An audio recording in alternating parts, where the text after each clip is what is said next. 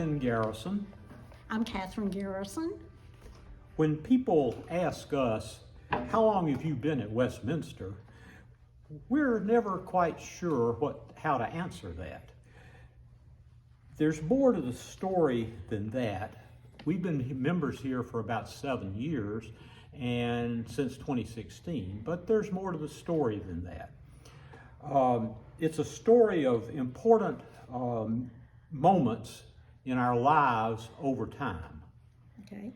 The story starts when my parents, sister, and I moved to Nashville in the mid-1950s after my father's company had transferred him here prior to a subsequent transfer to New Orleans.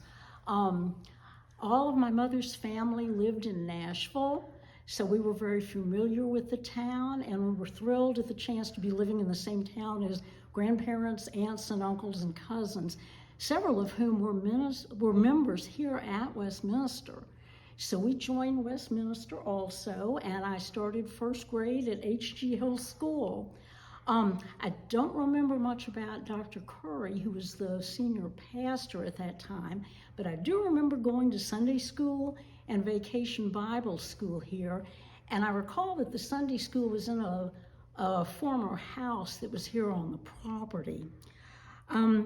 Following our move to New Orleans, we continued to travel to Nashville over the years, to visit family, and oftentimes we would come to Westminster for church services when we were in town. Catherine and I were both students at Vanderbilt. That's where we met at the start of my junior year and her sophomore year. That was the first year I had a car on campus, and so we started coming to Sunday worship at Westminster. I don't remember exactly who recommended Westminster to us. Maybe it was you, yeah. But we began to come whenever we could, regularly, both my junior and senior years. Pat McGahee was the senior pastor then, and we were very drawn by his sermons. Of course, the late 60s were a very tumultuous time, and Dr. McGahee's words really spoke to us in a very meaningful way during that time. After I graduated from Vanderbilt, Ken and I got married in August of 1970 here in this very chapel at Westminster, and Dr. McGahee officiated at our marriage ceremony. Some of you all that were here back in those days might remember that Pat McGahee was a very talented musician and had a lovely singing voice. My mother suggested that we ask him to sing at our wedding, and we did. He sang Albert Malot's arrangement of the Lord's Prayer, and it was quite lovely. A few years after that, my sister and her husband got married, also here at the Westminster Chapel, and Dr. T. Hartley Hall officiated at that ceremony. After moving around to several states, Ken and I moved to New Jersey in 1979 and came to Nashville occasionally over the next 20 years or so, mainly for family visits, family reunions, and we would often attend Westminster when we were in town. I particularly remember one of my aunts who spoke quite often about Casey Tomey, so we kept up with the news at Westminster then. Another reason we would come to Nashville during those years were for family funerals. Most of my family is buried at Mount Olivet, and quite a few of the funeral services took place here at Westminster, including my father's service, which had happened a few years prior to that in 1968, and Dr. McGahee officiated at his service. Our attendance at Westminster became a lot more frequent after 2006, when Catherine's mother moved back to Nashville after her New Orleans home was flooded by Hurricane Katrina. She still had two sisters here, and so moving back to New Orleans at age 85 for her was not really an option. By the way, we were very aware of the disaster response work that Westminster did after Hurricane Katrina. And we were very grateful for that. When we were in Nashville, we often worshiped at Westminster during those days. Among the services that we remember attending were Donovan's first Christmas Eve service.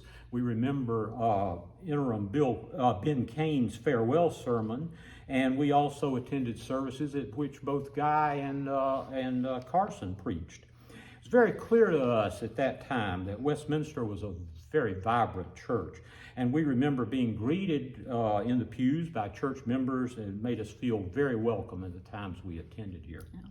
My mother never transferred her membership from her New Orleans Presbyterian church, but during her years back in Nashville, she would come to Westminster with us when she was able.